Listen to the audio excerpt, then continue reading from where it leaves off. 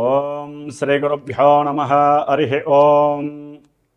ఓం సుముఖశ్చైకదంతశ్చ కపిలో గజకన్నికః లంబోదరశ్చ వికటో విఘ్నరాజో గణాధిపః ధూమకేతుర్గణాధ్యక్షో ఫాలచంద్రో గజాననః వక్రతుండః శూర్పకర్ణో హేరంభస్కందపూర్వజः షోడశైతాని నామాని యప్పఠేత్ శృణుయాదపి విద్యారంభే వివాహే చ ప్రవేశే నిర్గమే తదా సంగ్రామే సర్వకార్యేషు విఘ్నస్వస్త్య న జాయతే. శ్రీ మహాగణాధిపతయే నమః. ఓం సం శరవణభవాయ నమః. ఓం దుం దుర్గాయే నమః. ఓం హ్రీం హనుమతే నమః. వీక్షిస్తున్నటువంటి ప్రేక్షకు మహాశయులందరికీ కూడా మరి ఈ 2026 సంవత్సరము ఫిబ్రవరి 23వ తేదీ నుండి మే 10వ తేదీ వరకు కూడా మేషరాశి పర్యంతము మీనరాశి వరకు కూడా పంచగ్రహ కూటమి చతుర్గ్రహ కూటములు నానా విధములైనటువంటి దోషాలని ప్రతి రాశి వారికి అట్లాగే వారి జన్మజాతకంలో ఉన్నటువంటి లగ్నానుసారము ఏ ఏ గ్రహాలు ఏ ఏ స్థానాలకి ఆధిపత్యం వహించి ఈ రాహువుతో మరియు శనితో కలిసినప్పుడు అంటే ఈ యొక్క 70-72 రోజుల్లో ఇటు రాహువుతో పాపగ్రహంతో పాపగ్రహమైనటువంటి శనితో కలవటం ద్వారా ఈ 70 రోజులు కూడా చాలా విశేషమైనటువంటి ఇబ్బందులు కలిగే అవకాశాలు ఉంటాయి. అందుకని ముఖ్యంగా జన్మ రాశి ప్రకారము ఫలితాలు కొంతవరకు మాత్రమే మనకి అన్వయించబడతాయి. అందులో ముఖ్యంగా ఫిబ్రవరి 23 నుండి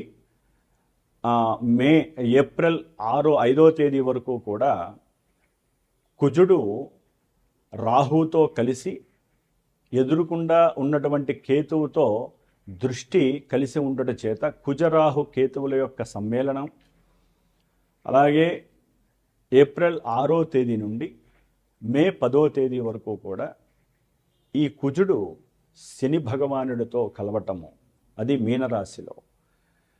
ఈ యొక్క కుజరాహువుల యొక్క కేతువు యొక్క సమ్మేళనం కాలసర్ప యోగ దోషాలని, అట్లాగే వారి యొక్క జన్మజాతకాలలో ఏదైనా కుజదోషాలు కానీ సర్పదోషాలు కానీ పితృదోషాలు కానీ, అట్లాగే వారికి నడుస్తున్నటువంటి దశల్లో ఏదైనా కుజ మహర్దశో రాహు మహర్దశో కేతు మహర్దశలో అంతర్దశలో శనికి సంబంధించినటువంటి మహర్దశలు కానివ్వండి, అట్లాగే ఏలినాటి అష్టమ అర్ధాష్టమ కంటక వేద శనిగ్రహ దోషాలు కానివ్వండి, జన్మజాతకాలలో కుజుడు రాహు కలిసి ఉన్న, అట్లాగే కుజుడు శని కలిసి ఉన్న, కుజశుక్రులు కలిసి ఉన్న, రాహుశుక్రులు కలిసి ఉన్న, ఇట్లా మల్టిపుల్గా వారి యొక్క జన్మజాతకాలలో లగ్నాతో ఉన్నటువంటి స్థానాధిపత్యం పరంగా రకరకాల వైబ్రేషన్స్ అన్నీ కూడా వారి యొక్క జన్మ నక్షత్రానుసారము జన్మ రాశి ప్రకారము ఇప్పుడు ప్రెజెంట్ గోచారంలో ఈ 70 రోజులు కూడా ఆ ఇచ్చేటటువంటి శుభ ఫలితాలు ఒక రకంగా ఉంటాయి. జాతకంలో కొంతమందికి వివాహ ఆలస్యాలు, లేకపోతే వివాహం అయిన తర్వాత ఎన్నో రకాలైనటువంటి కుటుంబ సమస్యలతో విడాకులు అవ్వటము, అట్లాగే సంతాన ప్రతిబంధక దోషాలు, గర్భ విచ్ఛిన్న దోషాలు, 1-4 సార్లు గర్భము విచ్ఛిన్నమవుతూ మానసికంగా ఇబ్బంది పడేటటువంటి వారు, అట్లాగే మనసు చంచలంగా ఉంటూ అసలు వారేం చేస్తున్నారో వారికే తెలియనటువంటి సందర్భానిచితంగా ఉండేటటువంటి ఎన్నో ఇబ్బందులకరమైనటువంటి పరిస్థితులు కానివ్వండి, అట్లాగే ఎప్పుడు చూసినా సరే వాహనాలకి సంబంధించినటువంటి దోషాలు, అది ప్రయాణాలలో ఆటంకాలు కావచ్చు, లేకపోతే 1-4 సార్లు వాయిదాలు పడవచ్చు ముఖ్యమైనటువంటి పనుల యందు, లేకపోతే ప్రయాణాలలో ఎప్పుడు ప్రమాదాలు జరుగుతూ వారికి ఉన్నటువంటి 2 వీలర్ కావచ్చు 4 వీలర్ కావచ్చు ఎప్పుడూ కూడా ఆ యొక్క రిపేర్లు చేస్తూ వారి యొక్క ధనమంతా ఖర్చు అవుతున్నటువంటి వారు, అట్లాగే అన్నదమ్ములతో విపరీతమైనటువంటి, అంటే కుటుంబంలో అన్నదమ్ముల అక్క చెల్లుల యొక్క సంబంధాలు చాలా గొప్పవి, మరి వారి మధ్య సరైనటువంటి అనుబంధాలు లేకపోవటము, ముఖ్యంగా ఉన్నతమైనటువంటి ఉద్యోగాలు చేసేవాళ్ళు కానీ, రాజకీయ వ్యవస్థలో ఉండేటటువంటి ఉద్యోగులు కానీ, నాయకులు కానీ, ఎవరైనా సరే, మిలిటరీ వ్యవస్థలో కానీ, పోలీస్ వ్యవస్థకి సంబంధించిన రంగంలో ఎవరైనా సరే, వృత్తి వ్యాపారాలు చేసేవాళ్ళు కానీ, బార్బర్ షాపుల్లో ఉండేటటువంటి వాళ్ళు ఓనర్స్ కావచ్చు, పనిచేసేవాళ్ళు కానీ, అట్లాగే కషాయ పని చేసేవాళ్ళు, కుమ్మరి పని చేసేవాళ్ళు, శస్త్రచికిత్సలు చేసేటటువంటి డాక్టర్లు, అనస్థీషియా ఇచ్చేటటువంటి డాక్టర్లు కానివ్వండి, అట్లాగే పెద్ద పెద్ద బిజినెస్మెన్స్, పారిశ్రామికవేత్తలు కానివ్వండి, వీళ్ళందరికీ కోర్టుకు సంబంధించినటువంటి సమస్యలు ఒక పట్టాన ఎడతెరిపి లేకుండా వారి యొక్క జన్మజాతకంలో జరుగుతున్నటువంటి పరిస్థితులను బట్టి ఎన్నో ఎదుర్కొంటూ ఉంటారు. వారికి ఉన్నటువంటి డబ్బంతా కూడా లాయర్లకో, కోర్టులకో, పోలీసులకో దారపోసేటటువంటి పరిస్థితి చాలామందికి ఉంటోంది. నాకున్నటువంటి అనుభవరీత్యా ఎంతోమంది ఫోన్ చేస్తూ ఉంటారు, చెప్తూ ఉంటారు. కాబట్టి అట్లాగే సంతానం పుట్టి కూడా వారు మానసికంగా ఎదగలేనటువంటి వాళ్ళు, అట్లాగే అగ్ని ప్రమాదాలు, ఊరికనే ఆ ఇళ్లలో దొంగతనాలు కావచ్చు, వాళ్ళ బంగారాలు పోవచ్చు, లేకపోతే వారికి సంబంధించినటువంటి వ్యాపార దోపిడీ జరగచ్చు, వ్యాపారాల్లో మోసాలు జరిగేటటువంటి వాళ్ళు, వ్యాపారానికి సంబంధించి ఎప్పుడు అటువాళ్ళు ఇటువాళ్ళు చుట్టుపక్కల వాళ్ళు ఏడ్చేటటువంటి వాళ్ళు. ఎందుకంటే ఇప్పుడు నడుస్తున్నటువంటి పంచగ్రహ కూటమి, రాహు శనుల యొక్క యుతి కుజుడితో సంబంధంగా ఉంది. కాబట్టి చాలా చాలా మల్టిపుల్గా ఎవరి జాతకానుసారం సరిగ్గా లేకపోతే, జాతకంలో దశలు అంతర్దశలు కుజుడు ఇందాక చెప్పినట్టుగా కనుక జరుగుతున్నట్లయితే, గోచారంలో రూల్స్ వేరుంటాయి. జాతకంలో ఉన్నటువంటి సిచ్యువేషన్స్ మహమ్మారి పరిస్థితులను కలుగజేస్తాయి. ఎన్నో రకాలైనటువంటి విపరీత అనారోగ్య, దీర్ఘకాలిక అనారోగ్య సమస్యల పరంగా అనుకోకుండానే ఆపరేషన్స్కి వెళ్ళే పరిస్థితులు ఉంటాయి. ఒక్కోసారి ఆపరేషన్స్లో వికటించి ప్రాణాలు పోయే పరిస్థితులు ఉంటాయి. కొంతమందికి జాతకాలలో ప్రేమ విఫలం జరిగి ఇంట్లో వాళ్ళు ఒప్పుకోక వారిలో విపరీత ఆలోచనలు కలిగి ఆత్మహత్య ప్రయత్నాలు చేసుకోవటము, లేకపోతే ఒకానొకప్పుడు ఆత్మహత్యలు చేసుకున్నటువంటి వారి యొక్క ఆత్మ శాంతించక వారి కుటుంబంలో ఎప్పుడూ ఏదో ఒక అలజడి కలుగుతూ ఉండటము. కన్యారాశి వారికి మరి 6వ స్థానంలో ఉన్నటువంటి రాహువుతో రవి, కుజుడు, బుధుడు, శుక్రుడు, ఈ 4 గ్రహాలు రాహుతో కలవడం ద్వారా పంచగ్రహ కూటమి ఫిబ్రవరి 23వ తేదీ నుండి మార్చి 2వ తేదీ వరకు కూడా పంచగ్రహ కూటమి అస్తవ్యస్తమైనటువంటి పరిస్థితుల్ని కలుగజేస్తుందని కూడా మనం ఊహించాలి. ఎందుకంటే దీన్ని మనకున్నటువంటి సర్పయోగ దోషాలలో దీన్ని మహాపద్మకాల సర్పదోషము అంటారు. అంటే జన్మకాల చక్రంలో జన్మలగ్నం నుంచి 6వ స్థానంలో రాహు, 12వ స్థానంలో కేతు ఉన్నట్లయితే దీన్ని మహాపద్మకాల సర్పదోషము అంటారు, యోగ దోషము అంటారు. అంటే మనకి జాతకరీత్యా లగ్నం నుంచి ఎంత ఫలితం వస్తుందో చంద్రుడి నుంచి మానసిక దోషాలు అట్లా వస్తాయని అర్థం. మరి కన్యారాశి వారికి 6వ స్థానంలో ఈ విధంగా కలవటం వలన పంచగ్రహ కూటమి చాలా అద్భుతం అని కూడా చెప్తూ ఉంటారు. మన గోచార రీత్యా, శాస్త్రం రీత్యా, ఆ యొక్క రూల్స్ రీత్యా. ఓకే, మరి జాతకంలో ఇలా లేకపోతే ఈ కుజరాహుల సంబంధం అనేటువంటిది ఎక్కడున్న దోషమే. యాక్చువల్లీ వాళ్ళ మధ్య దృష్టి కావచ్చు, వాళ్ళ యొక్క యుతి ధర్మం కావచ్చు, ఒకరి నక్షత్రంలో ఒకరున్న జాతకంలో ఎక్కడైనా కుజదోషాలు, రాహుగ్రహ దోషాలు ఉన్నా కూడా వాళ్ళ యొక్క దశలు జరుగుతున్న ఈ సందర్భంలో మరి 12లో కేతు ఉన్నాడు కదా, ఇది మహాదోషం. అంటే ఆరోగ్యము దెబ్బతినడము, దీర్ఘకాలిక అనారోగ్యాలకి ఇది మూలస్తంభం అవుతుంది. ఉద్యోగ వ్యవస్థలో మార్పులు చేర్పుల ద్వారా మానసిక అశాంతి, ఏదో డబ్బులు వస్తాయి మనకి, రావాల్సిన అప్పులు ఏమన్నా తిరిగి వస్తాయి అనుకుంటారు. లెక్క ప్రకారం రాకపోగా వెనకాల ఖర్చులు రెడీగా ఉంటాయి. ఎందుకంటే ఇక్కడ గ్రహాలని మిక్సింగ్ చేసుకుంటూ చెప్తే ఇవన్నీ వస్తాయండి. ఏదేదో భయపెట్టడానికి కాదు, అవతల వాళ్ళని ఏదో నిర్వీర్యం చేయడానికి చెప్పకూడదు. జ్యోతిష్యం వినేవాళ్ళు కూడా జాగ్రత్తగా దీని ద్వారా కొన్ని మీరు ఆచరించుకుంటారని చెప్తూ ఉంటామే కానీ గురువులం భయపెట్టడానికి ఎవ్వరూ చెప్పరు. ఉన్న విషయం చెప్పకుండా అన్ని శుభాలు చెప్పేయచ్చు, పెద్ద సమస్య కాదు. శుభాలు చెప్పడం ద్వారా మీకు రాబోయే కష్టాలు ఎవరు చెప్తారు? ఇంకా గ్రహాలు వచ్చేమన్నా మనకి చెప్తాయి, మాకు చెప్తే మీకు చెప్పవు.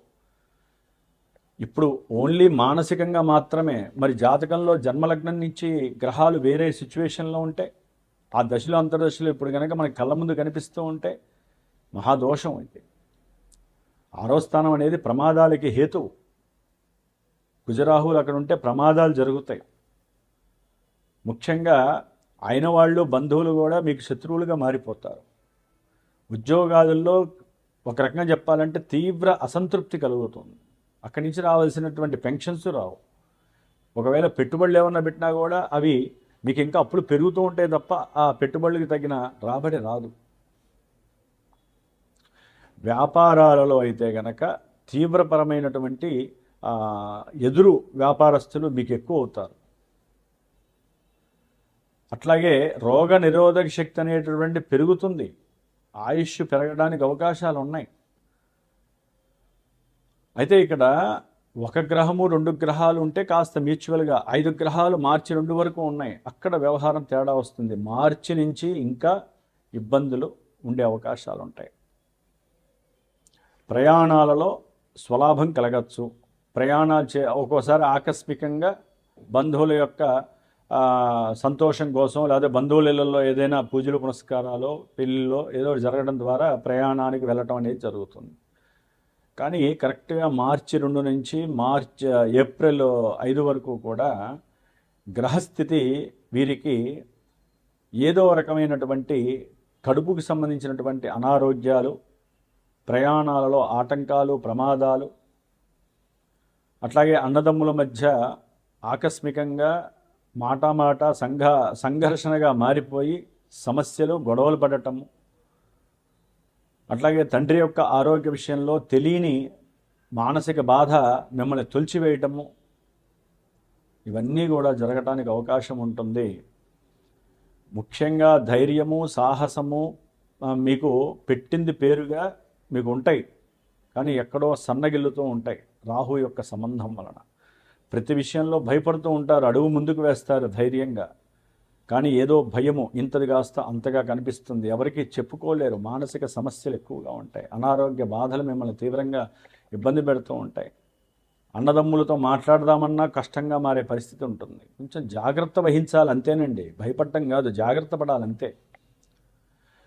మరి ఇదే కుజుడు ఏప్రిల్ 6 నుంచి మే 10వ తారీఖు వరకు శనితో కలిసి 7వ స్థానంలోకి వస్తున్నాడు కన్యారాశి వారికి. మరి ఇది ఎట్లా ఉంటుందండి?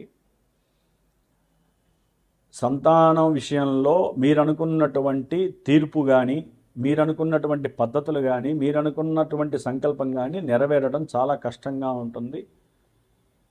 అట్లాగే ఆకస్మికంగా కొంతమందికి సంతానపరమైనటువంటి నష్టాలు కలుగుతాయి.